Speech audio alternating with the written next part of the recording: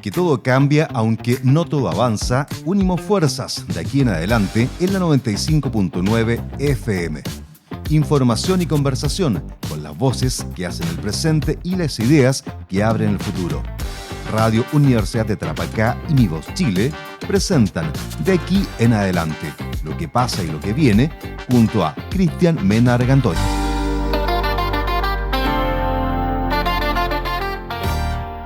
¿Cómo están? Sean todos bienvenidos, bienvenidas a esta nueva edición de aquí en adelante, el informativo de Mi Voz y Radio Universidad de Tarapacá. En este formato, fin de semana. Recuerden, este es el nuevo horario, sábado y domingo a las 12 en punto. En ese horario en que varios se empiezan a levantar, luego de haberlo pasado bien en la noche, del viernes, todo eso. Y también los que salen a proveerse tanto al supermercado o a los terminales de agropecuarios o las ferias. Así que a todos los que están empezando su día o a quienes ya llevan algunas horas sabatinas ya andando, un cordial saludo y también nuestro ofrecimiento para que te quedes en esta media hora con nosotros. Vamos a estar hablando del comercio local, el comercio en regiones. Algunos suben, otros bajan, otros al parecer se están estancando. ¿Cuáles son los factores? Los revisaremos en nuestro editorial. También haremos un viaje express por nuestro país a través de los titulares de los medios de mivoz.cl y concluiremos con una conversación justa y necesaria, un entrevistado que se maneja al dedillo en diversos temas y explica con peras y manzanas, lo cual agradecemos. Tendremos al diputado por Arica y Parinacota, Jorge Díaz Ibarra, hablando tanto de los buses eléctricos en la región de Arica y Parinacota, que están ahí con un temita que estarían funcionando solo hasta el 31 de mayo. ¿Cómo revertir eso? Lo estaremos conversando. Y también sobre esta bullada votación en el Consejo Regional de Arica y Parinacota para la erradicación de la etapa 1 del Cerro Chuño. Todas las variables, todas las variantes, todas las aristas, las estaremos conversando con el parlamentario Jorge Díaz Ibarra. Listo. Hechas las menciones de nuestro índice para que te quedes con nosotros, nos vamos de inmediato con el editorial. Un minuto de confianza mirando más allá de lo evidente. Editorial de aquí en adelante en Radio Tarapacá.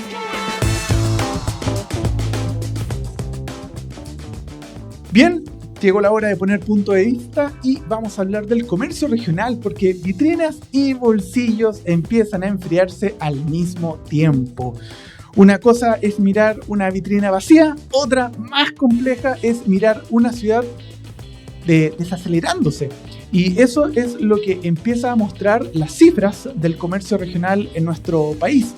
El último informe de la Cámara Nacional de Comercio, Servicio y Turismo, más conocida como CNC, confirmó un marzo débil. Valparaíso cayó un 2,4%, la Araucanía retrocedió un 7,3% y Biobío apenas creció un 0,2%. Más que números aislados, es una señal de un consumo que perdió impulso. El golpe más fuerte parece en bienes que suelen reflejar ánimo económico: el calzado, muebles y artefactos electrónicos. En la Araucanía, por ejemplo, los eléctricos cayeron 20,2% y el calzado 20,9%. En tanto, en Valparaíso, los eléctricos bajaron 15,9%. Y ahí aparece algo bien chileno. Cuando la incertidumbre aprieta, las familias postergan lo no urgente. Se cambia menos el refrigerador u otro electrodoméstico, se compra menos ropa y se piensa dos veces antes de endeudarse. Esto se parece, guardando las proporciones, más a la teleserie Betty la Fea que a un boom económico. Detrás de la vitrina todavía hay esfuerzo, creatividad y ganas de salir adelante. Pero las cuentas no siempre acompañan el entusiasmo. La propia CNC advierte un escenario marcado por empleo débil, la informalidad, combustibles caros y menos confianza. O sea, el problema no es solo comercial, es emocional y social. Eso que a veces los números no logran detectar del todo. La gente está comprando con miedo. Y en regiones eso pesa. Y de una manera diferente. En Valparaíso influye el fin del turismo de compras argentino, en Biobío el consumo se estanca y en la Araucanía la caída ya parece tendencia. Lo complejo es que el enfriamiento ya no parece puntual, sino que empieza a sentirse como algo que se va a postergar en el tiempo. Y ahí está el desafío real, recuperar dinamismo sin desconectarse de la vida cotidiana de las personas.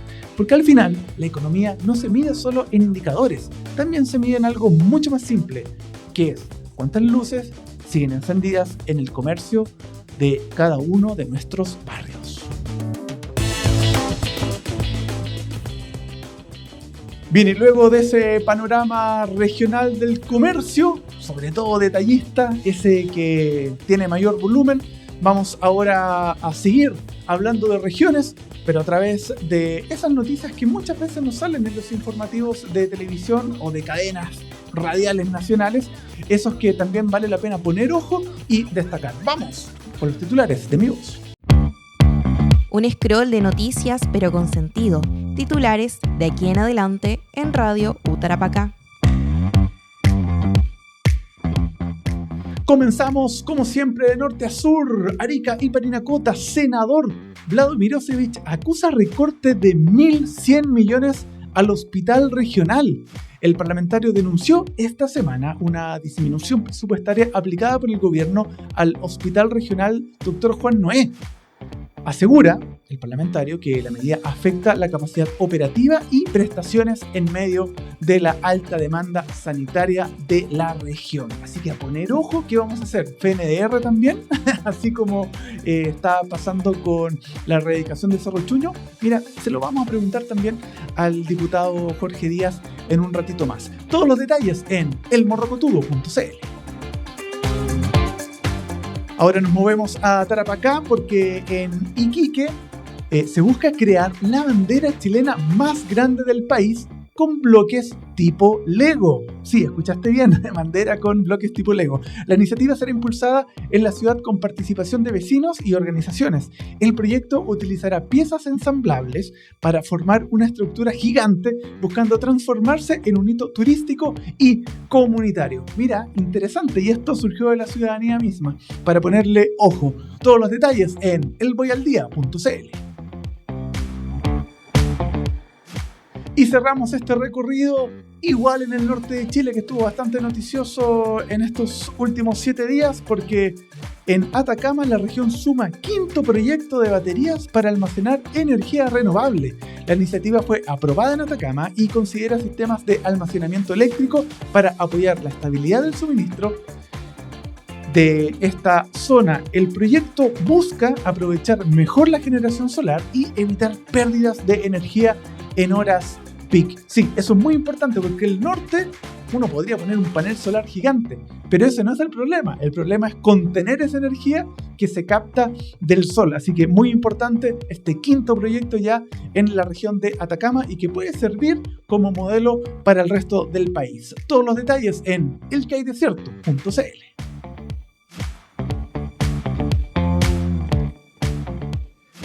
Bien, y de esta manera cerramos este viaje express para seguir aprovechando esta media hora de información, opinión y, por supuesto, conversación. A continuación, en la entrevista de aquí en adelante.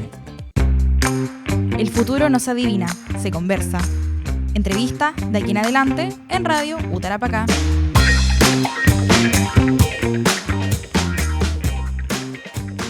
Y llega la hora de conversar de aquí en adelante para hablar de 2 temas que están marcando la agenda en Arica y Parinacota, pero que también tienen una extensión y un interés para el resto de Chile. Me refiero a los buses eléctricos y también y con todo lo que significa la ley espejo, nos va a explicar súper bien nuestro invitado, como así también la famosa votación para financiar la etapa 1 de la erradicación del Cerro Chuño. Está con nosotros nada más y nada menos que Jorge Díaz Ibarra, diputado por Arica y Parinacota. Bienvenido, diputado, ¿cómo está? Muy bien, Cristian, muchas gracias por esta invitación. De aquí en adelante siempre es bueno mirar el futuro, así que muchas gracias por estar en este programa y permitirme explicarle a la comunidad lo que hemos desarrollado y lo que pensamos respecto al futuro de Arica.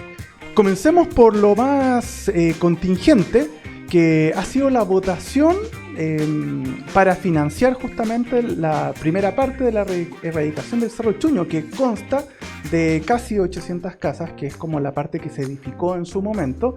Y eso es importante porque mucha ciudadanía en redes sociales principalmente dice: por fin van a erradicar todo el cerro. Pero no es así. Y por otro lado está todo el cuestionamiento de por qué una responsabilidad de Estado finalmente se tienen que pagar con fondos regionales. Bueno, efectivamente, tal como lo indicas, esto no pareciera ser como esa metáfora que indicaba el presidente de la República cuando prometía en campaña que iba a sacar a todos los migrantes irregulares del país. Empezó a tener un conteo regresivo desde su campaña hasta que asumía la presidencia de la República, porque claramente no es la erradicación del Cerro Chuño, es la demolición de 200 viviendas, de un total de 800 que hay en el sector, son solo 2 pasajes. Y que se hace cargo solamente de la demolición, más no de la redestinación del territorio, y que en realidad estamos todos de acuerdo, ¿no? Que Cerro Chuño tiene que salir de ahí completamente, no solamente por etapas, porque hemos visto que en años anteriores sí se ha erradicado o sí se ha demolido parte del Cerro Chuño, pero vemos que se demuele y al poco tiempo o se cambian un poco más allá o en su defecto en el mismo espacio empiezan a nuevamente edificar piezas prefabricadas de madera y siguen habitando el Cerro Chuño de Arica. Yo en realidad estoy muy de acuerdo con que se erradique el Cerro Chuño, es un terreno de serie. Donde no estoy de acuerdo es que se haga con presupuesto regional. Por 3 razones. La primera es que la región de Arica y Pernacota tiene el presupuesto más bajo de todas las regiones del país. En segundo lugar, porque esta fue una promesa que hizo el presidente de la República. Y ya dejamos de tener intendentes de la región, que le hacían caso al presidente y hacían lo que el presidente decía. Si el presidente decía A, los intendentes decían A. Pero ahora, lamentablemente, eso sigue pasando. El presidente quiere algo y el gobierno regional y los consejeros regionales de su sector político aprueban. Pero en tercer lugar, es que no existe ninguna proyección respecto de las etapas que quedan.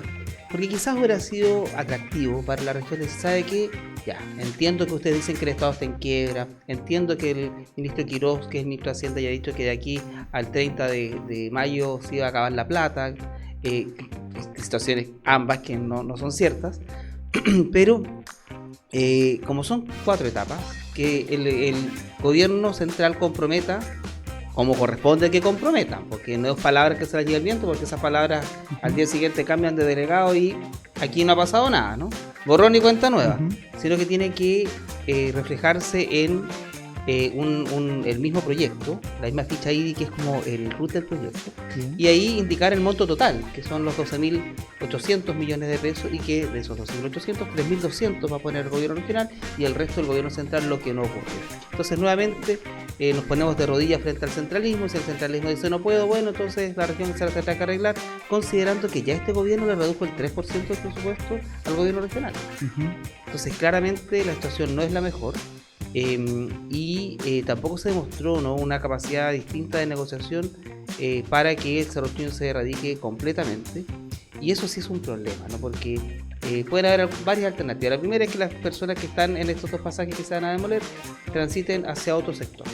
Ya me voy un poquito más atrás, total, en la cuadra siguiente se mantiene el Cerro Chuño y me voy a ir un poquito más allá, o en su defecto me cambio de este lugar y me voy a otro. No se hace un plan integral y tampoco una redestinación del terreno, ¿no? Lo que nosotros proponíamos en tiempo de gobernador es que se pudiera erradicar la parte de Morrillo y demoler la parte de Morrillo hacia el sur, y que ahí se hiciera un recinto amurallado para prolongar el espacio de Orpa y Agrima, y crear ahí, en ese espacio entre Capitán Ábalos y la calle Cerro Chuño con Morrillos, el espacio sucio de Arica, por así decirlo, ¿no? Para que sacar los talleres mecánicos de los barrios, sacar los cambios de aceite de los barrios, que también se toman las calles, también se toman espacios comunes, y ahí van a tener un espacio que se puede destinar a eso. Entonces, claro. Y hay una disposición ahí también de los industriales que trabajan. Exacto, que son Orpa y Agrima, y no solamente tiene que repensarse en demoler, pero también en cómo se va a destinar ese espacio, porque si no,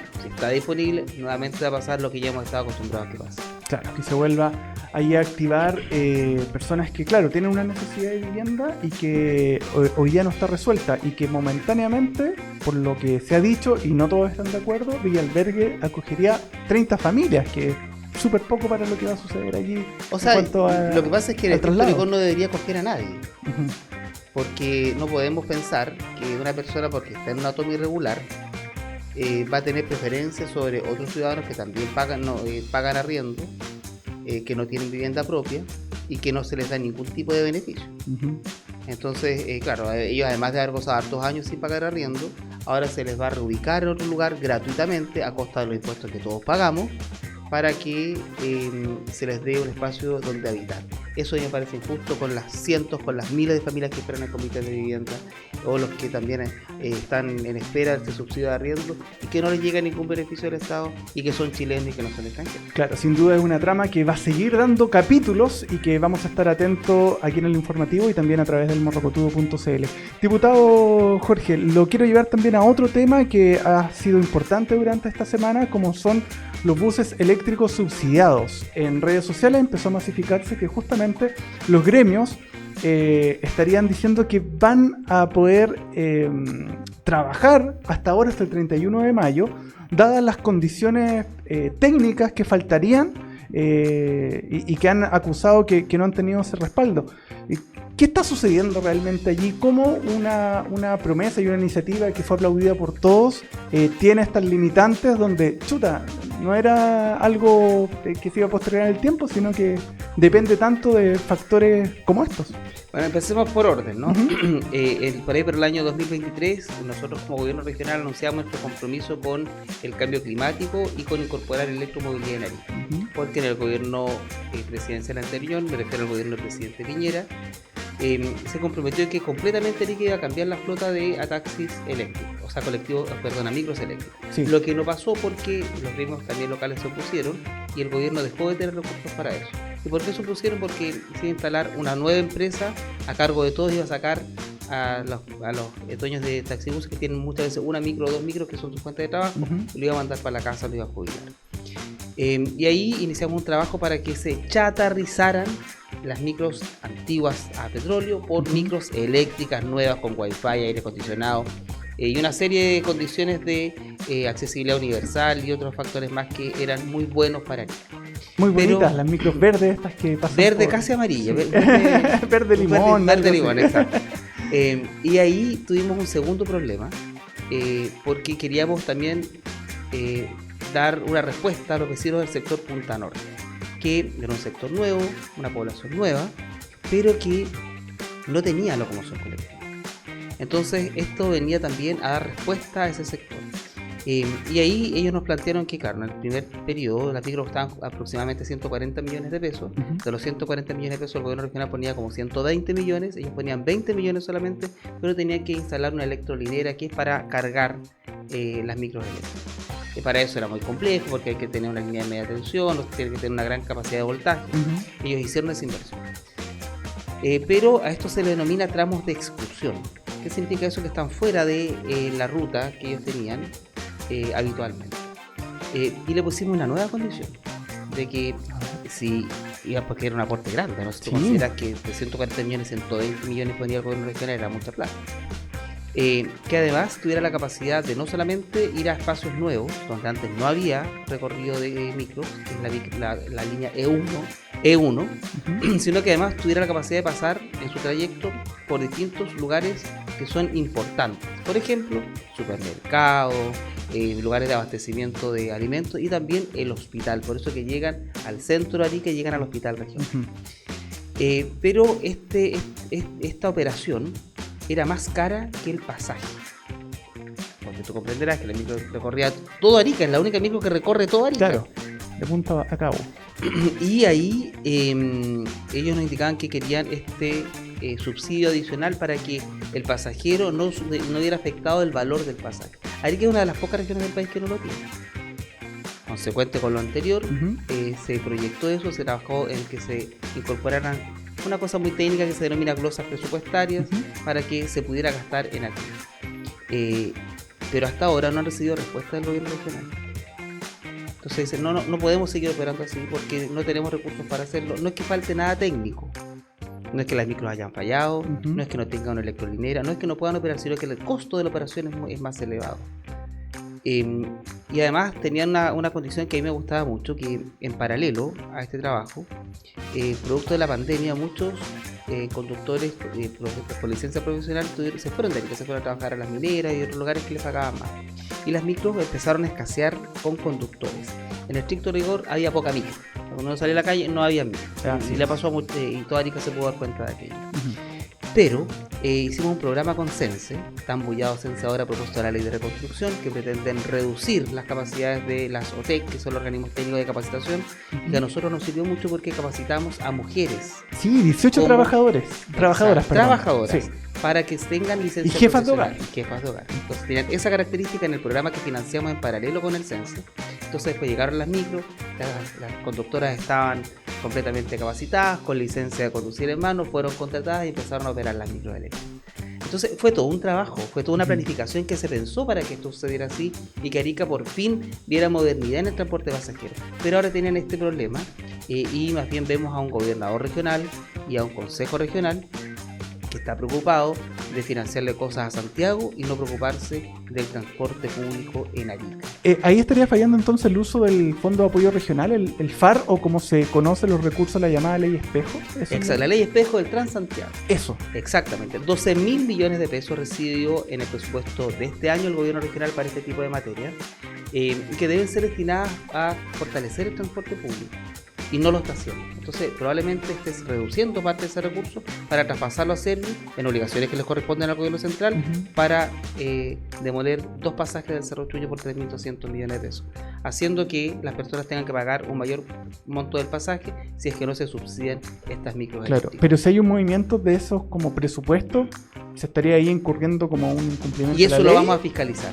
Eso lo vamos a fiscalizar. No solamente eso, sino que además vamos a fiscalizar el royalty minero que debe estar destinado a fomento productivo. Queremos saber cuántas iniciativas se financian con esto. Pero también llama mucho la atención que no se esté destinando el presupuesto regional para solucionar problemas regionales. Vimos ayer la noticia de que se reduciera el hospital Juan Noé 1.200 millones de pesos. Y eso le afecta y es parte de la operación. Miles de usuarios que van al hospital, a los pacientes que van día a día a operarse, a atenderse con médicos, donde hoy día quizás se demoran más, pero tienen todos los insumos para poder atender al paciente. Con este recorte de 1.200 millones se afecta directamente a todas las personas que se atienden en el hospital regional, pero nuevamente el gobierno regional está ausente de aquello. Entonces, ¿para qué realmente son los recursos regionales? Para solucionarle problemas al presidente de la República, cuando él fue el que se comprometió a esto, y no fue una metáfora, fue un compromiso real. Ahora lo quieren hacer disfrazar, como que en realidad lo quise decir pero no lo dije. Pero las personas que votaron por él lo hicieron con la fe pública de que iba a cumplir con esta promesa, pero con recursos del gobierno nacional, porque en realidad quitarle recursos al gobierno regional es un sinsentido. Más aún, ¿y por qué me parece más grave esto, no? No tan solo que eventualmente sean los pasajeros que tengan que cubrir el gasto operacional de las micros eléctricas, y también la baja de insumos en el hospital, porque el gobierno también ha anunciado un incremento al sueldo mínimo. Hay redoble de tambor en este programa, ¿no? Claro. La cifra. Vamos a ponerle efectos ahí. 7.400 pesos mensuales. Ese es el incremento del sueldo mínimo. Después de un tira y afloja, el gobierno accedió a que sean 14.000 pesos. En estricto rigor son 480 pesos diarios. ¿Qué haría Cristian Mera con 480 pesos diarios? No me alcanza para el pasaje del bus eléctrico. Ni siquiera te alcanza para pagar un pasaje de una micro. Entonces, claramente hay una desconexión completa entre un sentido de realidad, de urgencia para las personas que ganan el sueldo mínimo, que son los que usan la micro, las que usan el hospital, con este incremento que se pretende hacer. Entonces llegó el momento de que seamos más solidarios con lo que pensamos, con lo que hacemos, que destinemos los recursos regionales a lo que se deben destinar.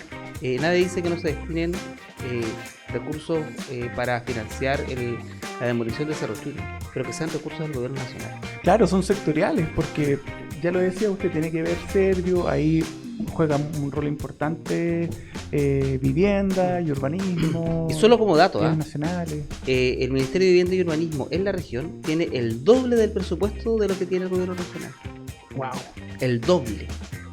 Entonces, a pesar de que tienen el doble de plata, le piden al de al lado. Es como cuando uno tiene un hermano y tu hermano gana la mitad del sueldo que tiene. Uno se va a pedirle plata al hermano que gana menos. ¿Y eso es derechamente mala priorización de los presupuestos? No, eso es ideología política. Que no es malo, digo yo. No, yo no digo que sea ni bueno ni malo. Solamente estoy diciendo que aquí fueron preponderantes otros aspectos. Ya.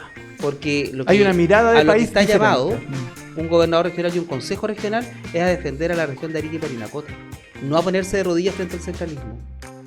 Así lo interpreta usted. Yo lo interpreto así, porque a mí me pasó muchas veces. El gobierno central muchas veces pedía recursos por un montón de cosas. Y ahí nosotros decíamos, no, perdón, pero esto le corresponde a usted. Claro. Por ejemplo, nosotros en mi mandato no le dimos nunca un peso a vialidad. No porque no nos interesaran los caminos rurales, no porque no nos interesara el trabajo que hacía con la mantención de las rutas internacionales, pero las rutas internacionales, ¿por qué tenían que ser con cargo del presupuesto regional? Claro, porque Es un además... compromiso internacional Exacto. que adquiere el gobierno de Chile, no el gobierno de Arica y Parinacota. Totalmente. Nunca, en 4 años no le dimos un 20. En este... Estaban enojados, por supuesto, porque decían, pero Imagino. ¿cómo no nos da? Pero si mire esta necesidad y hay esto y lo otro. Sí, le decía, pero ustedes tienen, el MOP tiene el triple del presupuesto, que es casi el triple del presupuesto del gobierno regional. Entonces le decía, ustedes tienen 3 veces más el presupuesto nuestro, ¿por qué nos vienen a pedir a nosotros? Sí, pero es que lo necesitamos, bueno, busquen más recursos ustedes. Sí, Eso sí, es cierto. está claro. Sí, bueno, en este escenario, ya, ok, está el tema de los buses eléctricos, donde también hay un tema de asegurar este funcionamiento que fue tan esperado y que es tan necesario en estos días. Y también lo del Cerro Chuño, que ya está zanjado el tema de esa primera etapa. ¿Qué es lo que deberíamos esperar nosotros los ariqueños de nuestras autoridades en este escenario? ¿Seguir echando mano a los recursos propios? ¿O de qué manera nosotros, como se dice popularmente, nos paramos en la hacha y les cantamos fuerte y claro a Santiago? Claro, yo creo que para eso primero hay que tener el coraje de hacerlo. Cuando uno se enfrenta a este tipo de cosas, en el gobierno anterior y la democracia cristiana no formaba parte del gobierno de Boris, pero cuando nosotros no estábamos de acuerdo con algo, yo salía a las calles con los afectados. Hicimos tremendas marchas, por ejemplo, con las trabajadoras del preempleo y con distintas organizaciones cuando nos pretendían reducir el presupuesto regional. Y terminábamos frente a la Seremía de Hacienda alegando abajo porque no nos parecía correcto. Entonces, claro está que uno tiene que enfrentar ese tipo de problemas, pero la región tiene que proyectar un sentido distinto de avance. Yo no sé si cuando las personas votaron por este presidente o por este gobernador era bajo esa premisa, ¿no? De que no defendiera los intereses de la región. Yo creo que no. Y el gobierno regional no se puede transformar en un cajero automático. Nos vamos a quedar con ese concepto entonces. No Le se puede agradecemos. transformar en eso. Sí, totalmente. Oye, solamente como un dato, Sí, por favor, aprobamos, para cerrar. el otro día, hace 2 días atrás en el Parlamento, una ley que reincorporaba el control de identidad en zonas fronterizas a cargo de Carabineros, lo que nos parece que es una buena noticia, porque hoy día carecían de esas facultades y cuando había migrantes que estaban cerquita de la frontera no podían hacer este control de identidad, que incluye también el registro de equipaje, vestuario y otras más. Nos parece bien. Yo aprobé ese proyecto de ley, pero hice una reserva. A ver. Y es que, nuevamente, la región se podría ver perjudicada. ¿Y a qué me refiero con esto? Cuando se hace el cálculo de las dotaciones de carabineros en todas las regiones del país, no existe un factor que diga que esa región tiene cruces fronterizos, tiene pasos fronterizos. Es por la cantidad de población. Es por la cantidad de población, cantidad de delitos, crímenes. Tienen una Sí. serie de fórmulas. Ajá. Las cruces dicen, bueno, aquí en Arica tienen que haber 724 y eso es lo que tiene el Arica, y a Maule le tocan 724 también. Pero si a ambos nos tocan lo mismo, allí en el Maule todos esos 724 se dedican a el orden público y combatir la delincuencia en las zonas urbanas de esa región. Pero aquí en Arica no. La cantidad de dotación que hay entre Chacayuta y Bipiri de carabineros supera los 130. O sea, ya restamos 130 carabineros del área urbana de Arica para resguardar la frontera. Y con este control de identidad eso debería ser mayor. Entonces lo que yo le pedí y la reserva que hice es que el gobierno cambie la fórmula y no cuente como dotación de Arica los carabineros que los destina al resguardo de las fronteras. Claro. Porque Acá- eso es un error. No, O sea, y- más allá de lo que hizo el delegado presidencial, que me pareció en realidad una barbaridad, porque hace una semana pasada sale con un comunicado en redes sociales diciendo que va a cerrar el paso fronterizo Chungará porque le robaron cables de la fibra óptica. Entonces no hay internet. No se puede. Tiene Como que si seguir nosotros funcionando el quienes país. vivimos en Arica no supiéramos que antes existía un control manual. Uno formaba, así, llenaba una tarjeta de identificación que te la timbraban. Ahora todo es digital. Pero se podría volver un sistema manual, entonces no hay protocolos para enfrentar ese proceso. Le roban cables y el gobierno de Chile queda, mejor cerremos, ¿no? porque no podemos tener la capacidad para enfrentar este proceso. Yo no sé si informaron a la Cancillería, y además en esta proyección que existe de este corredor central desde Brasil a Arica, ¿de qué les sirve ese paso fronterizo cuando roben un par de cables? Va a estar cerrado. No, hay que ponerse en todos los escenarios, sea pero digital, por supuesto, sea análogo.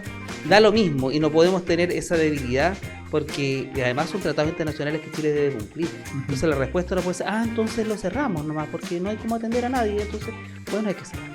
Y eso creo que es una irresponsabilidad. Es importante entonces tomar cartas. Yo oficié para que se fiscalizara no solamente al Ministerio del Interior, sino que también a la Cancillería. De hecho, el lunes tengo un almuerzo con el Ministro de Relaciones Exteriores, porque son cosas que no pueden suceder, y menos ahora cuando existen otro tipo de tecnologías para enfrentar este tipo de problemas. Hay internet satelital y otros procesos más que se pueden implementar, pero tiene que existir un plan B. O sea, no puede ser que aquí se corta la luz y en realidad hay que ir todos para la casa, no hay un grupo electrógeno, o sea, no hay cómo responder a nada. Eso no puede ser, y más aún cuando estamos hablando de pasos fronterizos internacionales. Que le vaya bien entonces un abrazo al ministro grande. Pérez Maquena. Ahí estaremos. Muchas gracias. Esta fue la entrevista de aquí en adelante en Radio Universidad de Tarapacá. Menos ruido, más sentido. De aquí en adelante en Radio Tarapacá. Bien, fue un programa que tuvimos de todo. Hablamos de comercio detallista regional, hablamos también de recortes, energías renovables y también de iniciativas ciudadanas como una bandera gigante tipo Lego en Tarapacá. ¡Quiero ver eso! Y también conversamos con el diputado Jorge Díaz Ibarra sobre temas que aquejan a la región de Arica y Parinacota, pero que seguramente en muchas regiones hay casos similares y por supuesto los vamos a estar siguiendo, como son los buses eléctricos y también la erradicación de una zona que ha sido conflictiva por años, en esta ocasión Cerro Chuño, que además es de interés nacional, dado los movimientos migrantes y también, lamentablemente, de algunas mafias extranjeras. Bueno, nosotros nos vamos a reencontrar entonces con más información, más opinión y más conversación mañana domingo. Que estén muy bien, disfruten su sábado. Un abrazo grande. Chau, chau. Quedamos al día y atentos a lo que viene de aquí en adelante. Cristian Mena Argandoña volverá con las noticias que suenan bien y las voces que piensan mejor, en el informativo que no se queda atrás. Radio Universidad de Tarapacá y Minutos Chile presentaron De aquí en adelante, de lunes a viernes a las 9:30 horas en punto, en la 95.9 FM, la estación universitaria.